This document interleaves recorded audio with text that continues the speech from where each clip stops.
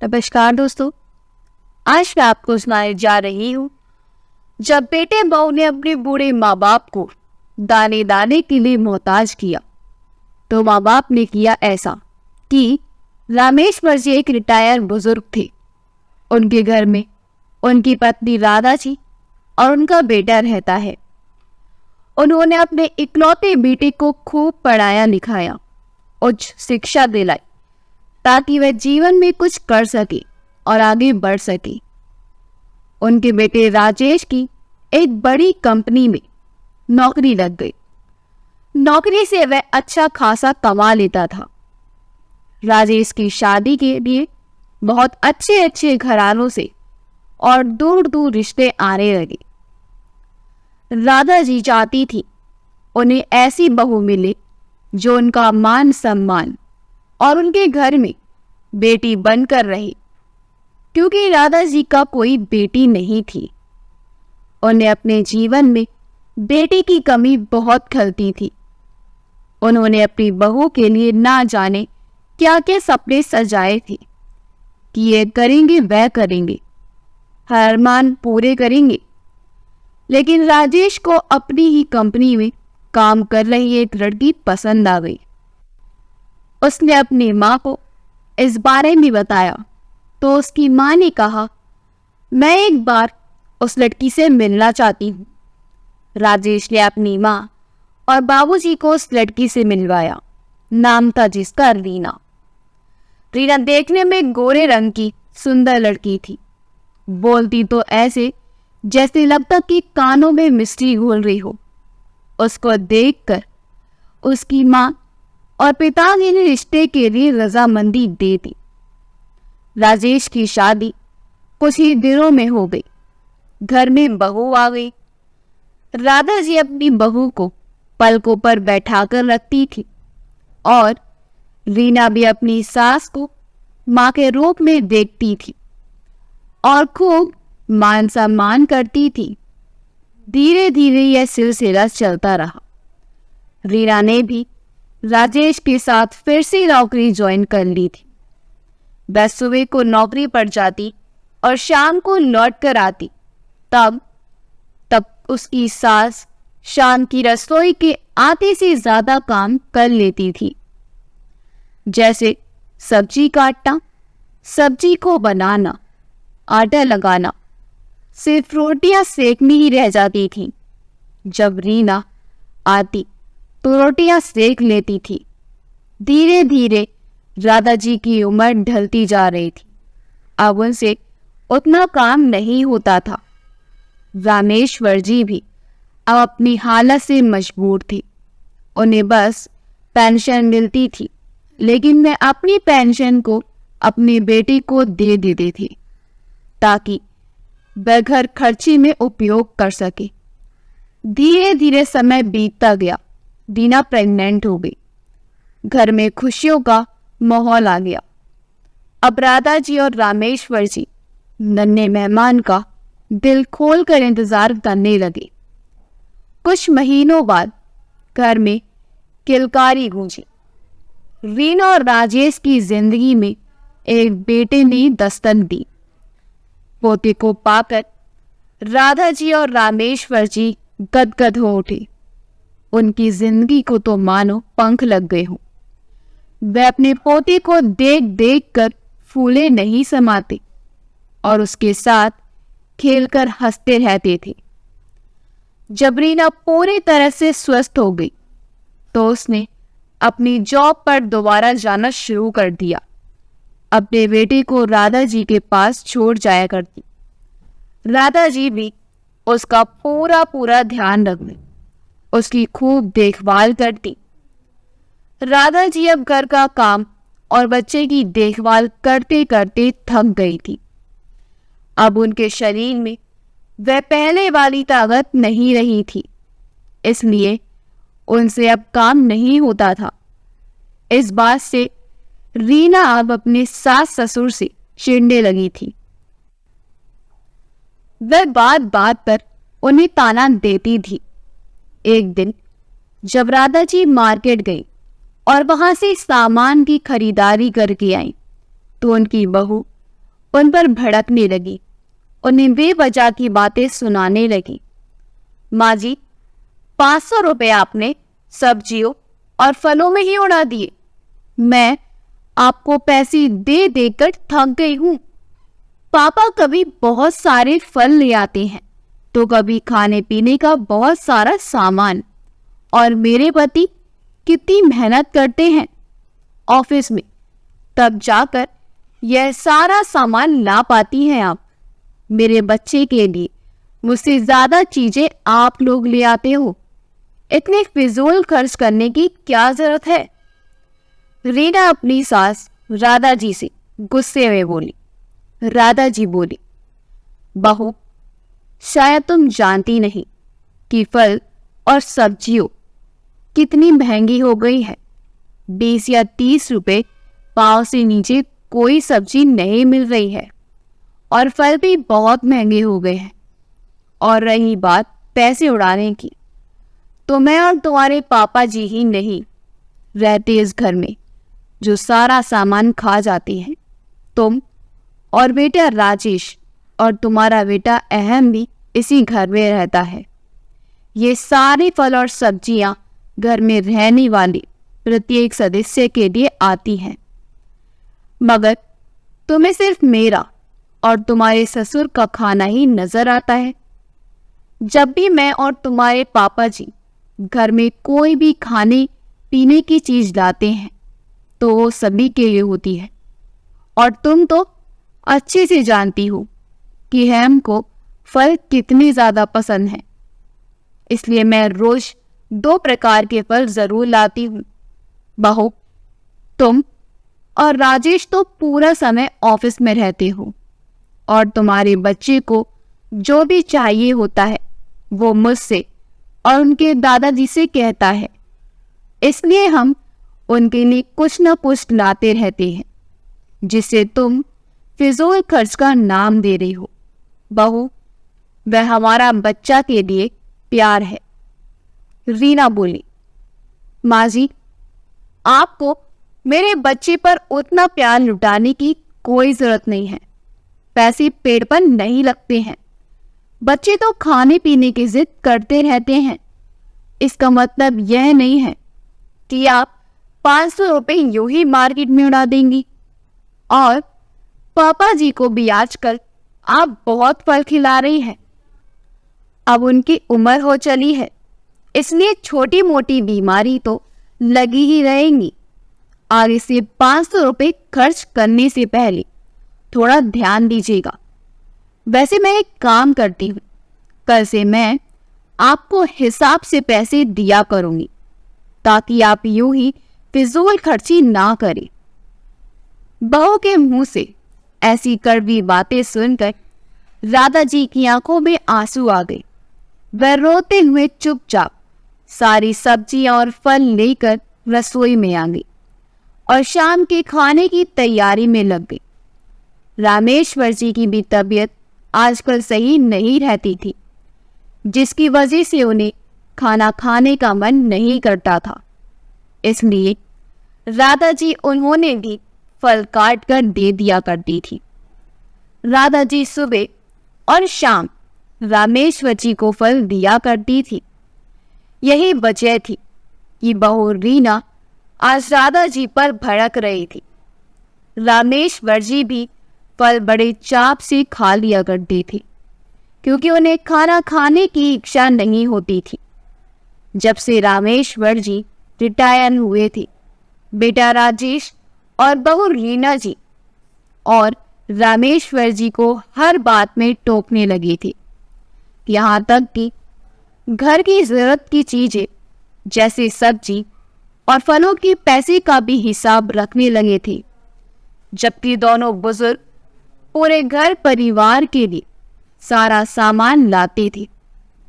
रीना खुद भले बच्चों और अपने लिए कभी भी पिज्जा बर्गर जैसी चीजें ऑर्डर कर देती, तब उसे फिजूल खर्च महसूस नहीं होती, मगर सास ससुर की लाई गई पौष्टिक चीजें भी रीना को फिजूल खर्ची लगती हैं। और जब से रामेश्वर जी की तबीयत खराब हुई थी, तब से रीना ने ज्यादा ही रोक टोक करना शुरू कर दिया था, क्योंकि रामेश्वर जी के पीछे जो दवाइयों का खर्चा हो रहा था वह भी रीना को सहन नहीं हो रहा था। राधा जी को अभी थोड़े समय पहले की बात याद आ गई, जब रामेश्वर जी का बड़ा मन था कि वे और राधा जी 4 धाम यात्रा में जा रहे लोगों के साथ 4 धाम यात्रा करने जाए। रामेश्वर जी के सारे वृद्ध दोस्त अपनी पत्नी के साथ जा रहे थे। जब घर आकर रामेश्वर जी ने राजेश से अपने और राधा की 4 धाम यात्रा पर जाने के लिए पैसे मांगे तो राजेश बोला, क्या बाबूजी, एक लोग के 15,000 रुपये यानी कि 2 लोग के 30,000 रुपये। बाबूजी, मैं भी आप लोगों को इतना पैसा नहीं दे पाऊंगा। आखिर मेरे अपने और बच्चों के भी खर्च मेरे सामने खड़े हैं। रीना गुस्से में बोली, बाबूजी, अब इस उम्र में भी क्या आप लोगों को घूमने की पड़ी है? चुपचाप घर में बैठिए। और ये बगल के मंदिर में ही हुआ ये। 4 धाम यात्रा में जाकर इतना खर्च करने की क्या जरूरत है? भगवान तो सब जगह ही होते हैं। रामेश्वर जी और राधा ने पूरी जवानी बच्चे को पढ़ाने लिखाने और जिम्मेदारियां निभाने में गुजार दी थी। इसलिए रामेश्वर जी ने सोचा, अब रिटायर हो गया हूं और साथ में सारे दोस्त भी हैं, तो 4 धाम यात्रा करना भी आसान रहेगा। मगर बेटे बहू की ऐसी बात से वह दुखी हो गए और मन ही मन घुटने लगे थे। उसके बाद ना वो किसी से ज्यादा बात करती और ना ही जाने की बात करते थे। रामेश्वर जी ने खाना पीना भी बंद कर दिया था और उसी के चलते वे बीमार रहने लगे थे। एक दिन जब राधा जी रामेश्वर जी से बोली, आप आजकल ज्यादा बात भी नहीं करते, ऐसे लगता है जैसे अंदर ही अंदर आप किसी बात से उदास हो। क्या हुआ, आप मुझे तो बताइए। रामेश्वर जी बोले, राधा, पूरी उम्र बिता दी बच्चों को बड़ा करने में, उनकी ख्वाहिशें पूरी करने में, मगर आज मेरा बेटा मेरी इतनी सी ख्वाहिश पूरी ना कर पाया। मैं तो सिर्फ तुम्हें लेकर 4 धाम यात्रा पर जाना चाहता था, मगर बेटे बहू के पास हमारे लिए इतना पैसा ही नहीं है। एक समय था जब हम आत्मसम्मान से जीते थे, मगर आज बेटे बहू के राज में सम्मान ही नहीं रहा हमारा। राधा जी बोली, आप फिक्र मत कीजिए, और अगर आप यूं खाना पीना छोड़ देंगे तो सोचिए मेरा क्या होगा। क्या मैं आपके बिना जी पाऊंगी? आप जल्दी से स्वस्थ हो जाइए। रामेश्वर जी भी पत्नी की बहुत फिक्र करते थे। उन्होंने फिर से पत्नी के साथ सुबह शाम बाहर टहलना शुरू किया और पोते संग खेलना शुरू किया। राधा उनके खाने पीने का खूब ख्याल रखने लगी और रामेश्वर जी की तबीयत में भी काफी सुधार आ गया। एक दिन बहू रीना ऑफिस से आई तो देखा सास ससुर घर में नहीं थे। फिर रसोई में गई तो उसने देखा कि खाना भी नहीं बना हुआ था। वह राजेश से गुस्से में बोली, तुम्हारे माँ पिता के आंसू कुछ ज्यादा ही पर निकल आए हैं। रोज टहलने जाते हैं, दोनों अपना खुद इतना ज्यादा ध्यान देती हैं कि हम दोनों का ध्यान ही नहीं है इन्हें। मम्मी जी ने तो आज खाना भी नहीं बना रखा है। वे जानती हैं हम दोनों थक कर ऑफिस से आते हैं तो आकर मुझसे खाना नहीं बन पाता है। राजेश बोला, यार रीना, अब तुम मुझ पर मत भड़का करो। मम्मी खाना बनाकर नहीं गई तो उसमें मेरी क्या गलती है? मम्मी को आने दो, फिर मैं उन्हें बोल दूंगा कि खाना हमेशा तैयार करके जाया करो। तुम्हारी बहू दिन भर ऑफिस में काम करती है और तुम खाना भी नहीं बना कर सकती। रीना बोली, हाँ वह तो तुम बोल देना, मुझे पता है, मगर अभी फिलहाल तो कुछ बाहर से ऑर्डर करो, बहुत भूख लग रही है। राजेश बाहर से खाना ऑर्डर करता है। थोड़ी देर में ऑर्डर किया हुआ खाना आ जाता है। राजेश, रीना और उसका बेटा अहम खाना खाने लगते हैं। राधा और रामेश्वर जी भी टहलकर बाहर से आ चुके थे। उन्हें देखकर राजेश कहता है, आज आप दोनों ने बहुत समय लगा दिया टहलकर आने में। मम्मी जी, खाना बनाकर जाना चाहिए था आपको, जब देर से आने का इरादा था। हमने हमारे लिए खाना ऑर्डर कर दिया है। पापा को बाहर का खाना खाने की आदत नहीं है, तो आप अपना और पापा का खाना घर पर ही बना लीजिएगा। राधा जी बोले, हमने बाहर से खाना खाकर आए हैं बेटा। रीना बोली, बाहर से? क्यों? राधा जी बोली, क्यों, हमें भी कभी कभी तुम्हारी तरह बाहर से खाना खाने की इच्छा होती है। इच्छाएं तो सभी के मन में होती हैं। बूढ़े हो जाने का मतलब यह तो नहीं होता कि अब हम लोगों की उम्र नहीं है। हाँ, यह बात और है कि तुम लोगों ने हम दोनों बुढ़े को किनारा कर दिया है। सहसा राजेश और रीना खाना खाते खाते उठ गए और रीना बोली, मम्मी जी, आपके तेवर कुछ बदले बदले दिखाई दे रहे हैं। रामेश्वर जी बोले, हाँ बहू, राधा जी के तेवर मेरी वजह से बदले बंदे से दिखाई दे रहे हैं। अब से हम दोनों तुम लोगों के साथ नहीं रहेंगे। हम लोग हमारे लिए किराए का मकान देखने गए थे, जो हमें पसंद आ गया है। कल से हम बाहर ठहरे जा रहे हैं। और बेटा तुम, हम दोनों थोड़े ही दिनों बाद 4 धाम की यात्रा पर भी जा रहे हैं। मेरी रिटायरमेंट पर जो पैसे मुझे मिले थे वो बैंक में जमा है। वह पैसे मैं तुम्हारे नाम करना चाहता था, मगर अच्छा हुआ वक्त रहते तुम दोनों ने अपना असली रूप दिखा दिया। मेरे पास बैंक में इतने रुपए तो हैं कि हम दोनों अपना बुढ़ापा अच्छी से काट सके। और हाँ बेटा, अब से मैं अपनी पेंशन तुम्हें नहीं दे पाऊंगा। यहाँ तुम दोनों ने 2 फल और सब्जी तक का मोहताज बना दिया। राधा जी बोली, बहू, इतने दिनों से हम दोनों टहलने जा रहे थे। वहां पता चला कि लोग अचार बनाने का काम जोरों शोरों से कर रहे हैं। मैं अचार तो अच्छा बना लेती हूँ। मैंने तो ऑर्डर भी ले लिया है, क्योंकि अभी भी इन बूढ़ी हड्डियों में इतनी ताकत है कि मैं कुछ कर सकूं। 2 दिन बाद से मैं वह काम भी शुरू करने वाली हूँ, जिससे घर बैठे कमाई भी हो जाएगी और मैं आत्मसम्मान से जी पाऊंगी। क्योंकि जिन बच्चों के लिए अपना सब कुछ दे दिया, वे तो हमारा सम्मान ही नहीं कर पाए, उल्टा मुझे नौकरानी बनाकर रख दिया और हमें पैसों को तरसा दिया।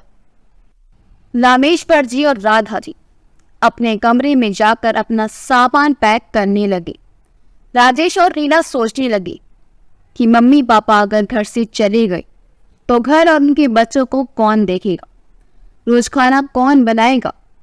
दोनों मम्मी पापा के भरोसे अपने बच्चे को छोड़कर बेफिक्री से ऑफिस चले जाते थे। अब रीना ऑफिस कैसे जा पाएगी?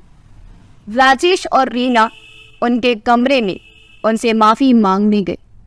रीना बोली, मुझे माफ कर दीजिए मम्मी जी, मैं मेरे किए पर पछता रही हूँ। पीछे पीछे राजेश बोला, पापा हमें यूँ छोड़कर मत जाएगी। मगर राधा जी और रामेश्वर जी बोले, हम भी सम्मान से जीना चाहते हैं, इसलिए बेहतर है कि हम तुम लोगों से दूर ही रहें। दूसरे दिन ही रामेश्वर जी और राधा जी बेटे बहू का घर छोड़कर चले जाती हैं। आत्मसम्मान से जीने, जहाँ किसी की ना तो सुननी पड़े, जहाँ कहीं जाने से पहले बेटा बहू की इजाजत लेनी ना पड़े, जहाँ किसी का मोहताज ना होना पड़े। अब रामेश्वर जी और राधा जी बेटे और बहू से दूर रहकर खुश थे। दोस्तों, कभी भी हमारे घर के बुजुर्गों को इतना कठोर निर्णय लेने पर विवश ना करें, क्योंकि अगर आप उन्हें प्यार और सम्मान देंगे तो बदले में वो लोग आपको दुगना प्यार और सम्मान देंगे। हमेशा उनकी भावनाओं की कदर कीजिए। उम्र होने का मतलब यह नहीं होता कि उनके खाने पीने की इच्छा नहीं होती या फिर वे कहीं घूमने नहीं जा सकते हैं। अगर आपको हमारी कहानी अच्छी लगी हो तो हमारी वीडियो को लाइक करें, शेयर करें और हमारे चैनल योगी वॉइस को सब्सक्राइब कर दें। मिलते हैं अगली वीडियो में। आपका बहुत बहुत धन्यवाद।